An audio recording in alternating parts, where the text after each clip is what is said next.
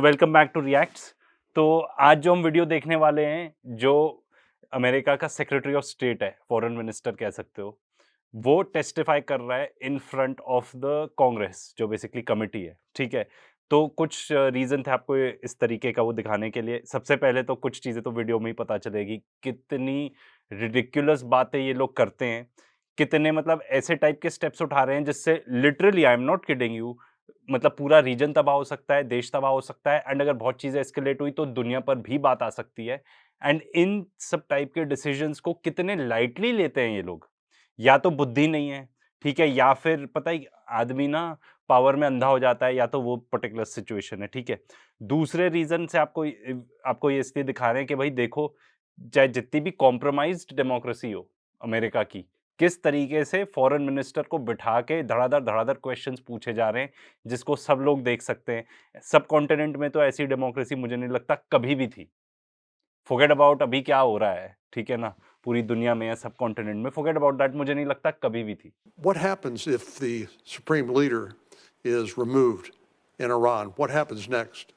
Well, भाई इन्होंने क्या बढ़िया क्वेश्चन पूछा है कि भाई आप कहे जा रहे हो रजीम चेंज कराना है, रजीम चेंज कराना है।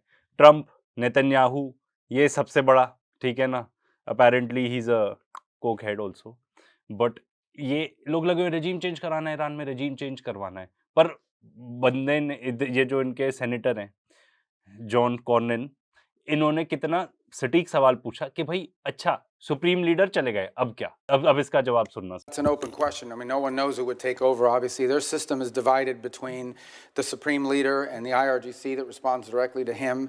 And then you've got these, quasi-elected individuals, the ones that wear the suits on television who are part of their political branches, but ultimately have to run everything they do by the supreme leader. So I don't think anyone can give you a simple answer as to what happens next in Iran if the supreme leader and the regime were to fall, other than हैं? मतलब क्या कह रहा है ये आदमी? तो ये बता रहा है कि भाई एक सुप्रीम लीडर है, एक आईआरजीसी है जो बेसिकली रिपोर्ट करती है डायरेक्टली टू सुप्रीम लीडर। उनके बिना कोई ऐसे बड़े डिसीजन लिए नहीं जाते, ठीक है?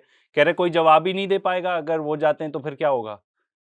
तो तुम क्या कर रहे हो भाई वहाँ पे? तुम जाके रेजिम चेंज कराना चाह रहे हो, पर अगला क्या होगा अगर तुम सक्सेसफुल भी हो जाते हो? जो बेसिकली कह रहे हैं हम रेजिम चेंज करेंगे, सक्सेसफुल हो जाते हैं, उसके बाद क्या होगा पता ही नहीं है। मतलब आप पूरे देश को तबाह करने जा रहे हो, ठीक है? आपको अचीव क्या करना है, आपको ये भी नहीं पता। And this is very in line with जो वेनेजुएला में हुआ। उसके बारे में आगे डिस्कस करेंगे, क्योंकि इनसे उसके बारे में भी सवाल जवाब होता है। इनको पता ही नहीं है। the hope that there would be some ability to have somebody within their systems that you could work towards a similar transition. I would imagine it would be even far more complex than the one we're describing now, because you're talking about a regime that's in place for a very long time. So that's going to require a lot of careful thinking if that eventuality ever presents itself. Hope कर रहे हैं कि भाई उसको हटा देंगे तो कोई और आ जाएगा। बेवकूफ हो। अगर तुम सक्सेसफुल भी हो जाते हो उस चीज में, ठीक है, एंड उनसे भी कोई कट्टरवाद आ जाते हैं, तो फिर जो जो कहेगा कि भाई मेरे से सीनियर्स जो थे, ठीक है, मेरे से जो प्रेडेसेसर थे, उनको तो हटा दिया, ही वाजंट कट्टर इनफ, उनकी उतनी कट्टर वाली सोच ही नहीं थी, मैं और कट्टरता मुझे दिखानी पड़ेगी, नहीं तो ये आके मुझे भी खत्म कर देंगे, पूरे देश को खत्म कर देंगे। लाओ भाई न्यूक्लियर बॉम्ब बनाओ, पॉइंटिंग स्ट्रेट टुवर्ड्स इजराइल। कोई नहीं, इस खत्म किया ना, मतलब हमारे सुप्रीम लीडर को मारने की कोशिश की, हमारा बैलिस्टिक मिसाइल्स ओवरलोड कर दो इसराइल के ऊपर, फिर क्या होगा? आसपास जितने भी मिलिट्री बेसेस है उनको भी कर दो, बिकॉज जो उससे पहले थे, his stance wasn't hard enough.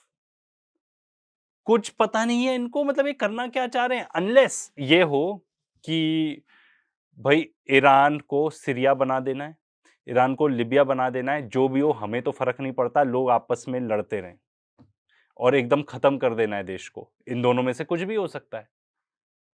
तो भाई ये तो आई थिंक चाह रहे हैं दूसरा वाला, कि भाई एकदम खत्म ही हो जाए देश, आपस में लड़े भिड़े, ठीक है, एंड कंट्रोल कर पाए ना रिसोर्सेज, वो अलग बात है, बट जब आपस में ही देश इतना वीक हो जाएगा, ठीक है, कि आपस में ही लोग लड़ भिड़ रहे होंगे, तो जिस तरीके से वो बांटना चाह रहे हैं देश को डिफरेंट डिफरेंट पार्ट्स में, या तो वो सही हो जाएगा, या अगर ऐसा नहीं होता, एंड अगर आप सुप्रीम लीडर को क्या कहते हैं समहाउ मारने में सक्सेसफुल होते हो, जैसे ये लोग कुछ ना कुछ करना चाह रहे हैं, तो भाई it is very very clear कि उनके बाद कौन आएगा।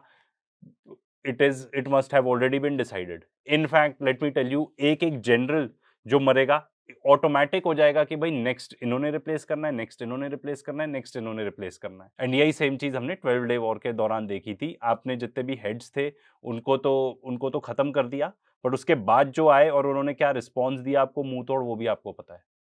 मतलब I am very very surprise. मतलब मैं तो दुनिया के बारे में तो ना मेरे और ही पेसिमिस्टिक हो गए हैं थॉट्स ये देख के। तुम आके कोकेन करके आके तुम अपना टेस्टिमनी में बैठोगे, ठीक है ना, और इस सब टाइप के जवाब, तुमको कुछ पता ही नहीं है कि तुम करना क्या चाह रहे हो। On the issue of our presence in the region, here's the baseline I want to set for everybody. The baseline is this: we have 30 to 40,000 American troops stationed across 8 or 9 facilities in that region. All are within the reach. Theoretically, not theoretically, in reality, all are within the reach of an array of thousands of Iranian one-way UAVs and Iranian short-term ballistic missiles. तो भाई सबसे पहले ये क्या बता रहे हैं कि हमारे वहां पे बेसिस हैं, 30 से 40 हजार हमारे आदमी हैं and they are within reach. तो तुम वो हो क्यों वहां पे? सबसे पहला क्वेश्चन। दूसरा, उन्होंने तो आपको कभी भी धमकी तक नहीं दी।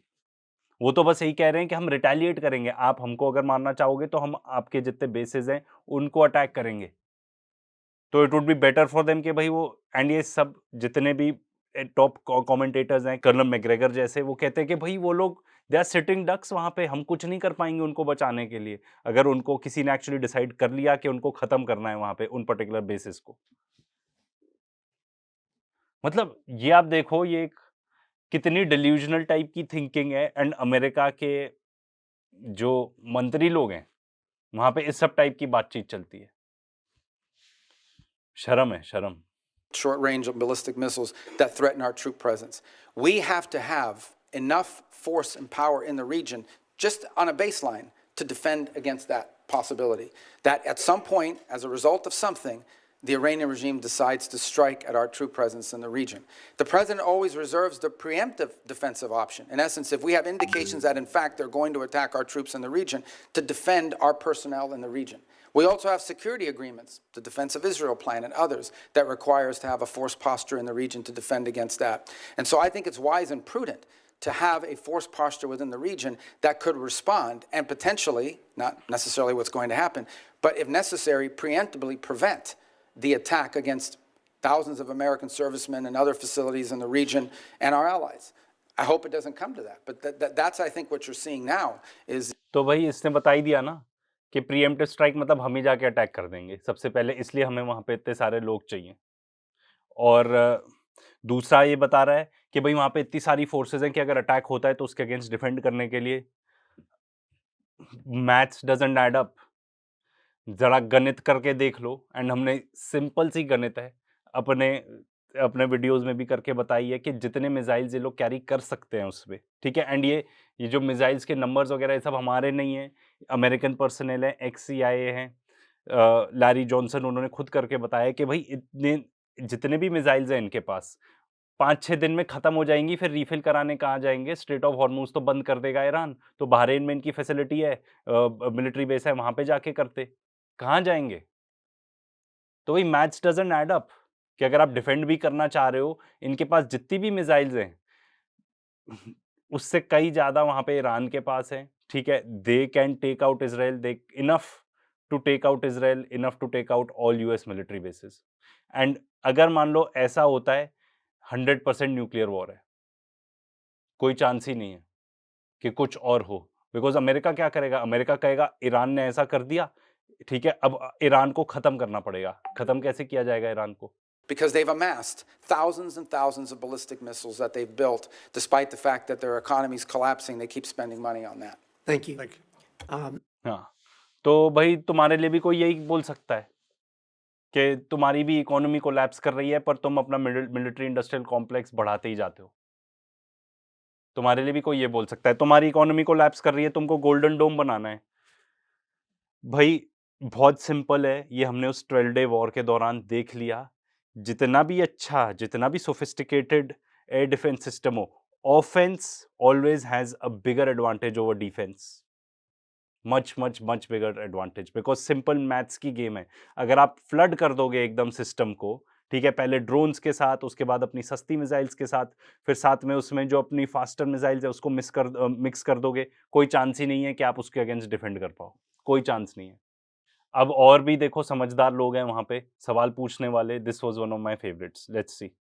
It becomes very difficult for these arguments to hold up. So I would ask you, if a foreign country bombed our air defense missiles, captured and removed our president, and blockaded our country, would that be considered an act of war? Well, I think your question is about the कितना बढ़िया पूछा कि भाई अगर मान लो हमारे यहाँ पे आके वही सेम चीज कर दे जो वेनेजुएला में तुम लोग ने जाके की, ठीक है, या हमने की, तो आप उसको एक्ट ऑफ वॉर मानोगे या नहीं मानोगे? पर ये लोग जो वहां की सरकार चला रहे हैं, असली में क्या क्या नशे करते हैं भाई ये नहीं पता. कितने सारे पीडोफाइल्स हैं हमें ये नहीं पता, ठीक है ना. वो एप्स्टीन फाइल्स से जो सामने आया है, बाप रे बाप, ठीक है. कितने पैसे और पावर के नशे में है ये तो कोई इमेजिन ही नहीं कर सकता. कितने लोगों से देखो सिंपल है, इलेक्शन जीतना है, पैसे चाहिए, तो आपके जो जो पैसे दे रहा है आप पे इन्वेस्ट कर रहा है उसकी बात तो सुननी पड़ेगी. एंड ये जो मार्को रूबियो है ये क्लासिक एग्जाम्पल है. He is a classic example of someone जो who has been funded by the Zionists. कितने पैसे ले चुका है उनसे ही. and I will acknowledge you've been very consistent on all these points the entire career. So let me no matter who's in charge. So I will point to two things. The first is it's hard for us to conceive that an operation that lasted about 4.5 hours and was a law enforcement operation to capture someone we don't recognize as a head of state, indicted in the United States, All right, wanted with a $50 million my bounty. question would be, if it only took 4 hours to take our president, it's very short, nobody dies on the other side, nobody dies on our side, it's perfect. Would it be an act of war? We just don't believe that this operation comes anywhere close to the constitutional definition of But war. would it be an act of war if someone did it to us? Nobody dies, few casualties, they're in and out. Boom, it's a perfect military operation. Would that be an act of war? Of course it would be an act of war. I'm probably the most anti-war person in the Senate, and I would vote to declare war if someone invaded our country and took our president. So I think we need to at least acknowledge this is a one-way argument. One-way arguments that don't rebound, that you can't apply to yourselves, that cannot be universally applicable are bad arguments. So my next question would be, तो भाई इससे एक चीज तो सामने आती है, America में पॉलिटिक्स में काफी समझदार लोग हैं, डेफिनेटली होंगे भाई. ऐसे इतना इतना सबसे बड़ा देश है in terms of military power, in terms of GDP, ठीक है, in terms of technology, everything, ठीक है. तो वहां पे समझदार लोग हैं, पर बेचारे ये समझदार लोग प्रेसिडेंट नहीं बन पाते. डोनाल्ड ट्रंप जैसे बेवकूफ वॉर मॉन्गर्स, कितनी बड़ी पट्टी बनाई है उसने लोगों को, ठीक है, कितना झूठ बोला कि ये सारी चीजें जो वो कहता था, जिस चीज को गालियां देता था कि भाई इन्वॉल्व हो जाते हैं रिजीम चेंज ऑपरेशन में, ठीक है, वॉर चालू कर देते हैं, सारी चीजें जो वो कहता था उसके खिलाफ वही सारी चीजें खुद कर रहा है अब. Insane. let's say it's not a war. We're just going to define it away and say it's not a war. That's one of the arguments. So it's a drug bust. What if a foreign country indicts our president for violating a foreign law? Should we extradite our president, or should we be okay if they come in and get him by force? Look, I think ultimately we're always going to act in our national interest. And so if somebody comes after our national interest, like the case you've described, which obviously does not exist at this time, but the case you've described, the U.S. always has the right to act in its national interest and to protect itself. So really I it's don't know about this equivalency. Well, does this justify them doing it? We're always going to do what's best for the United States and America. We're always going to protect our system. But the point isn't, and you're exactly right, we will act in our national interest and we should. So I'm not disagreeing with you at all. What I'm saying is, though, that our arguments are empty then. The drug bust isn't really an argument, it's a ruse. The war argument, not a war, is a ruse. It's not a real argument.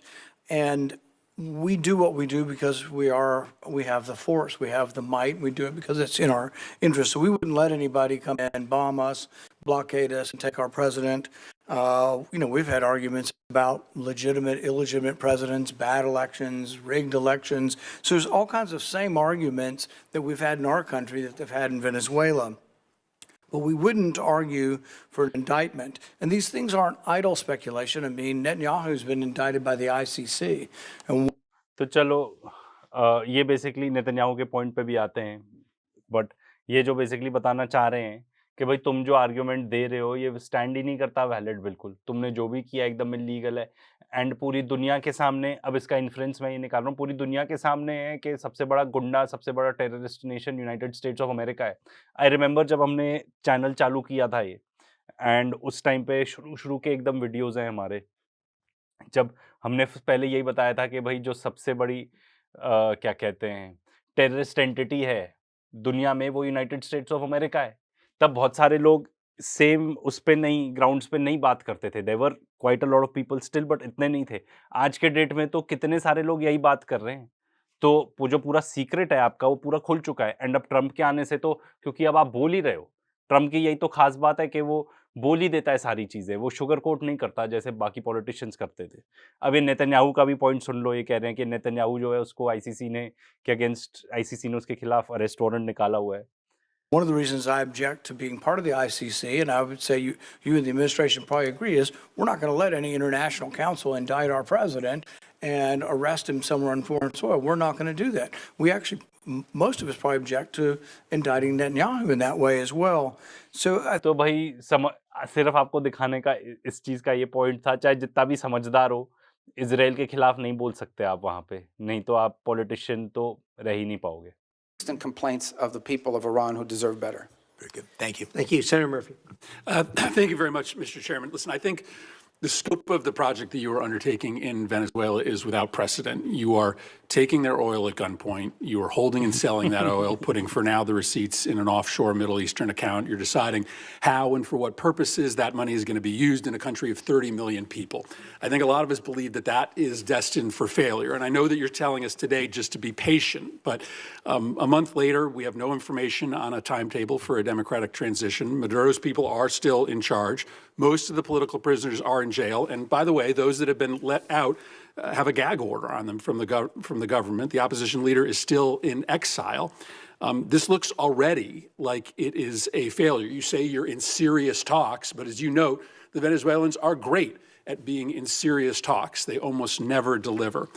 So I'm just going to give you my three questions and hope that you'll answer them because I तो यार ये बंदे ने तो बहुत ही बढ़िया बोला, कहता है वेनेजुएला चले गए, उनके प्रेसिडेंट को उठा लिया, तुमने उनका एट गन पॉइंट, ठीक है, उनका पूरा पेट्रोल चुरा लिया, ठीक है, फिर भी इंचार्ज तो वही लोग हैं वहां पे, तो क्या अचीव किया तुमने? एंड रियलिटी है कि कुछ भी नहीं। इनफैक्ट आई डोंट नो अगर आपने वो वीडियो देखा हो कि नहीं, बहुत ही मजेदार था।